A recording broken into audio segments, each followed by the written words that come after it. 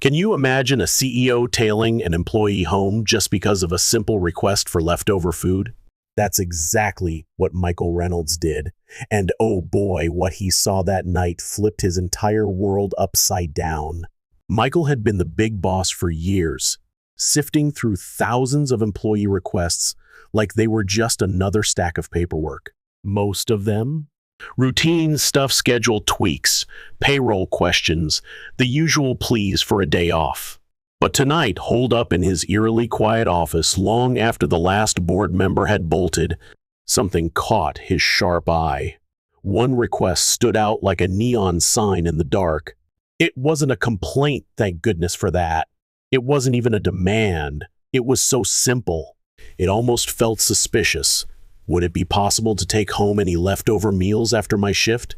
Michael frowned, his brow creasing. What was this about? The name tied to this odd little note was Sofia Carter, a line cook who'd been with his company for just over a year. No complaints on her record, none. No absences either. She was the kind of worker who always clocked in right on the dot and stayed until the very last second, often the last one out the door. But this message?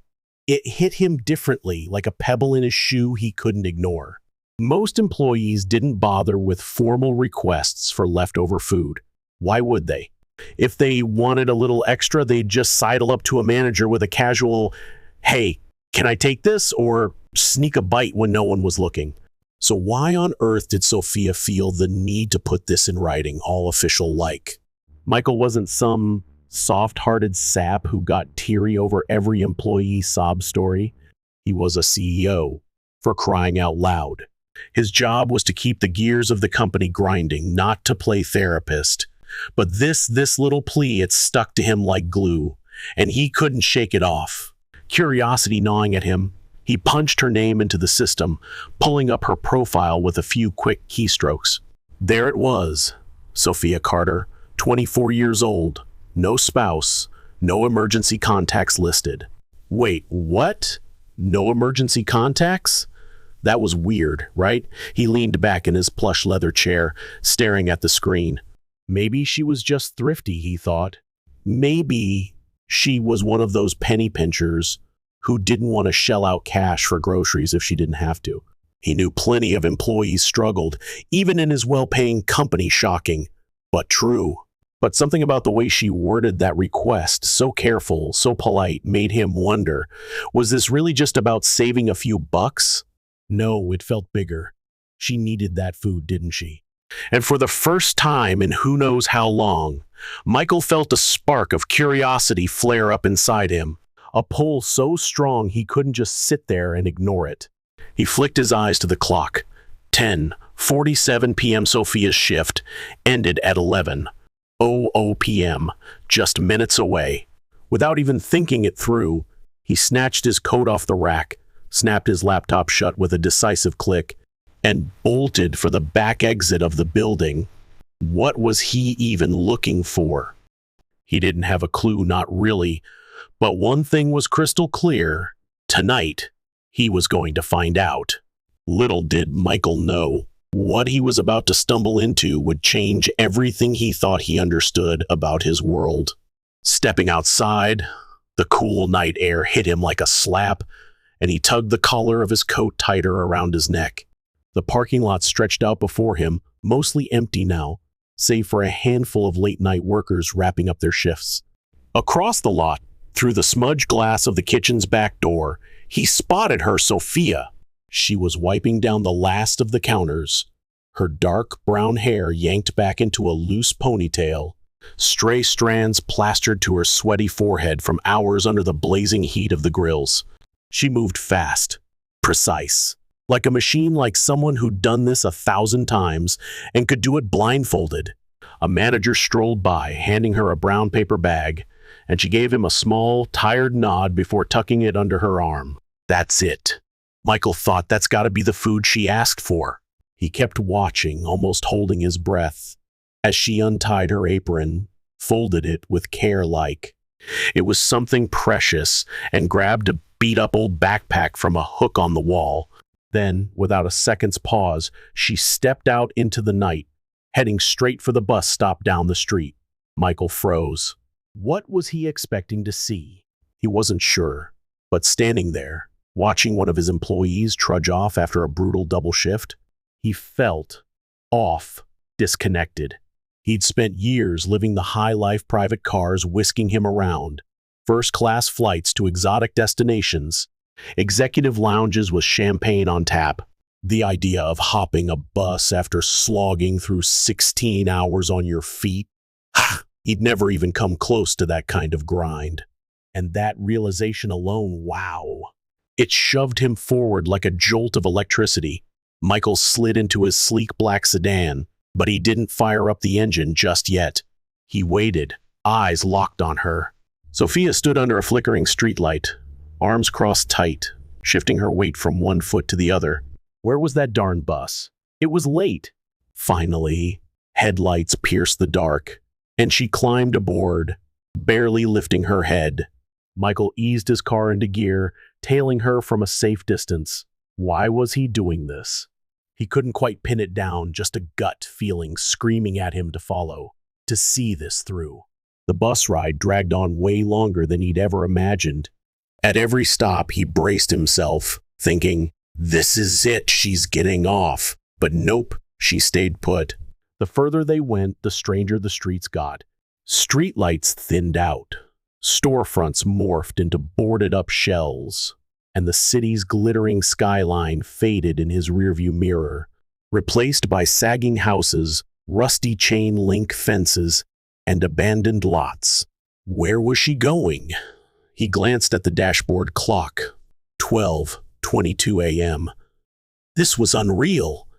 After nearly an hour, Sofia yanked the yellow cord, signaling her stop. Michael hung back, parking at the far end of the street, watching her.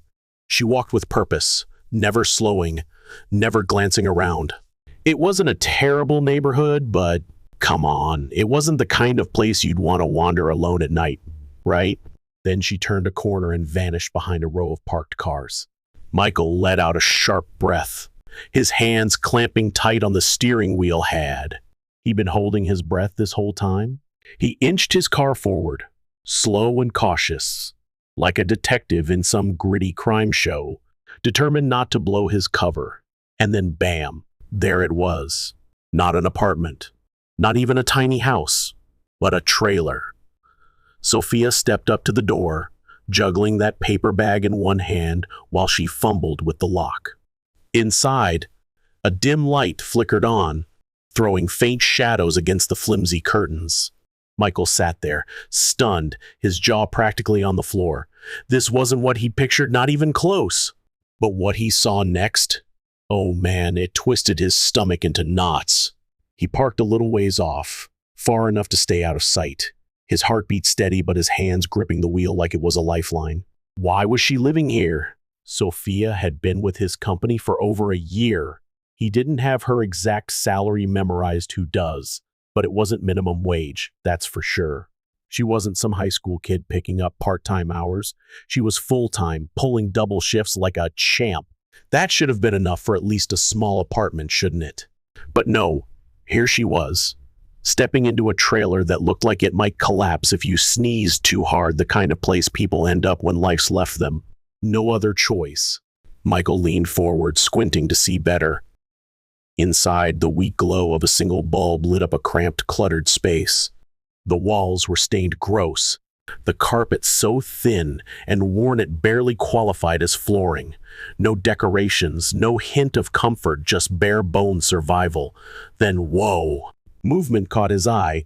3 small figures darted out of the shadows. Kids! Sofia hadn't even set the bag down before they swarmed her, little arms wrapping around her waist. She laughed, a soft, tired sound. And for a moment, her exhaustion melted into something warm and real. Michael's throat tightened. Those couldn't be her kids, they were too young. Siblings, maybe? Then an older woman shuffled into view, frail and slow, her gray-streaked hair and hunched shoulders screaming grandma. Sofia gently guided her to a chair, murmuring something soft. her hand lingering on the woman's shoulder before she turned back to that precious paper bag. Michael watched, heart pounding, as she unpacked the food with care, dividing it onto 4 plates, not 5. The kids dove in first, scarfing it down like they hadn't eaten in days. The grandmother ate slower, her shaky hands struggling with the fork. And Sofia? She just sat there, staring at her untouched plate. What was she doing? Michael's jaw clenched so tight it hurt. Sofia wasn't eating. Can you believe it? She was just pretending, cutting her food into tiny little pieces, pushing it around her plate with her fork, smiling and nodding like everything was fine when the kids chattered away. But not once, not even a nibble did she take a bite. She was giving up her own meal, every last crumb, to make sure they had enough. Michael's chest tightened like a vice was squeezing it. What had he even come here expecting? He didn't know honestly. What was he thinking? Maybe he just wanted to confirm she really needed that food she'd asked for, or maybe it was just some nagging curiosity he couldn't shake. But this? Oh man, this was sacrifice, raw, real, and gut-wrenching. It twisted his stomach into knots so tight. He wasn't ready for it. Not one bit. He couldn't help but think about his own dinner that night. Good grief. What a contrast! A perfectly plated steak, juicy and tender, served up at some fancy high-end restaurant with a bill that probably cost more than Sofia made in 2 whole days. And what did he do? He didn't even finish it, left half of it sitting there like it was nothing. Meanwhile, here she was, perched in this rickety trailer after slogging through a 16-hour shift. 16 hours. Pretending to eat just so her family wouldn't worry about her. Michael exhaled slowly, his breath shaky, staring at the heartbreaking scene unfolding in front of him. This wasn't just some employee scraping by, struggling to make ends meet. No way this was a broken system, a messed up, unfair mess, and he, Michael Reynolds, big shot CEO, was tangled up in it. But hold on, what he didn't know yet? Sofia's story was about to get even worse, way worse than he could have imagined. He sat there in silence, gripping the steering wheel so hard his knuckles turned ghostly white, his fingers practically aching from the pressure. The quiet hum of the street outside felt miles away, muffled, like it couldn't touch the heavy weight of what he was witnessing. Sofia smiled, oh, that smile, as she listened to the kids jabber between eager bites, her tired eyes softening with a love so deep it almost glowed. She looked happy, or at least she was trying so hard to seem that way. But Michael wasn't fooled, not for a second. He could see the truth, plain as day, in the little things she probably thought no one noticed. How she rubbed her temples when the kids weren't looking, how her shoulders slumped like they were carrying the world when she thought she was alone in her exhaustion. Then, bam! The oldest kid, a boy, maybe 10 or 11, dropped a bombshell that hit Michael right in the chest. Did you eat at work today? Whoa, what a question. Michael leaned in, watching her reaction like a hawk. For just a split second, barely a heartbeat, her face flickered. It wasn't much, just the tiniest hint of hesitation, but it was there. Then she plastered on that same worn-out smile and lied through her teeth. Yeah, I had something earlier. The boy stared at her, his eyes narrowing. Did he buy it? Not really, but he didn't push her. He just nodded, slow and quiet, and went back to his food. Michael felt sick to his core. She wasn't just skipping dinner tonight, was she? No, this was a pattern, a heartbreaking routine. She'd probably been doing this for weeks, months, even starving herself to keep them fed. And yet, can you even fathom it? She still dragged herself out of bed every single morning, hauled herself to work, stayed late, way late, and came home with just enough scraps to make sure her family didn't go hungry, even if it meant she did. Michael leaned back in his seat, letting out a sharp, ragged breath. This wasn't just unfair. Unfair didn't even begin to cover it. This was flat out unacceptable. And the worst part, the part that made his stomach churn, he'd never even noticed, not once, not until tonight, Inside that cramped trailer, Sofia finally stood up, gathering the empty plates with hands that must have been aching from the day's grind. The kids yawned big, sleepy yawns, stretching their little arms as they shuffled off toward a tiny, sectioned-off corner in the back. The grandmother moved slower, shuffling like every step took everything she had, heading toward what looked like a beat-up old recliner instead of a proper bed. Michael squinted. Wait, what? That couldn't be right, could it? The trailer was small, way too small. There was no extra space, no second bedroom, nothing. He did a quick count in his head. 4 people, 1 measly room. Then he saw it. Oh no, a thin mattress, barely thicker than a pancake, shoved into the corner near the kitchen. A single blanket, folded neat as a pin, sat at the edge. Michael swallowed hard, his throat dry as sandpaper. That was Sofia's bed, not a bedroom, not even a couch, just a flimsy mattress on the cold, hard floor. After working double shifts, after standing for hours in front of a sizzling grill, after busting her back all day serving meals to strangers, this is where she crashed at night? Are you kidding me? Michael had seen enough, more than enough. He ran a business that loved to slap family-oriented on every brochure, every press release. He sat in fancy boardroom meetings where executives droned on about employee satisfaction and fair wages, patting themselves on the back. And yet, holy cow, here was one of his hardest working employees, homeless, starving, pouring every ounce of herself into her family, all while he lounged in an office so huge it had its own espresso machine and leather chairs worth more than this entire trailer. He thought about the company perks, bonuses that could buy a car, retreats to swanky resorts, corporate dinners with food so lavish it was obscene, and the wasted food piles of it, tossed out at the end of every shift, food that could have fed people like Sofia and her family 10 times over. Michael shut his eyes for a second, breathing deep through the anger bubbling up in his chest, anger at himself, at the company, at everything. This wasn't right, no way, no how. And for the first time in forever, he knew feeling bad wasn't going to cut it. He had to do something right now. He didn't go home that night, couldn't even think about it. Instead, he sat in his car, staring at that trailer long after the lights flickered off, his mind racing 1,000,000 miles an hour. How had he missed this? How many other Sofias were out there, silently struggling, plastering on fake smiles at work while their stomachs growled? He thought about the corporate budget, millions of dollars, the fat salaries of his executives, the thousands blown on flashy marketing campaigns every month. And then he pictured that sad little mattress on the floor, Sofia's bed. His fingers tightened around the steering wheel, digging in hard. This wasn't just his failure, it was the company's failure. And he was the guy at the top, calling the shots. For years. He'd convinced himself his employees were fine, well taken care of.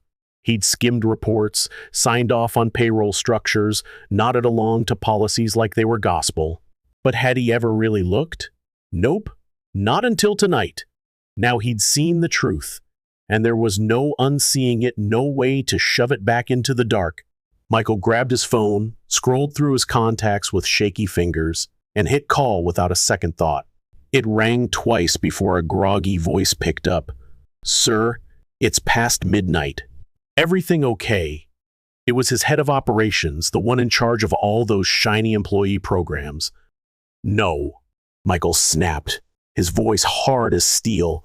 "Everything is not okay." There was a stunned pause on the other end.